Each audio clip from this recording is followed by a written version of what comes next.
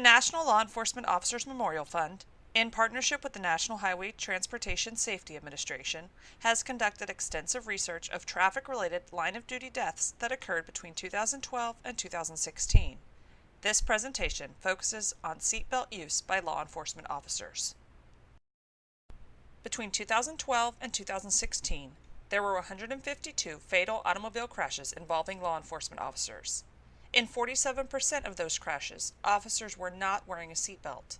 The average age of an officer killed while not wearing a seatbelt was 37 years old. 71 of the total automobile crashes involved an officer not wearing a seatbelt. Of those 71, almost half of the officers were on patrol or an administrative assignment and not responding to a call. 48% of sheriff's deputies were not wearing seatbelts. 49% of municipal officers were not wearing seatbelts. 20% of state officers were not wearing seatbelts. 63% of officers in other jurisdictions, e.g. territorial, tribal, etc., were not wearing seatbelts. NHTSA Region 6, which covers the southern states, had the highest number of officers killed while not wearing seatbelts. Region 6 accounted for 34% of all automobile crashes where an officer was killed and not wearing a seatbelt.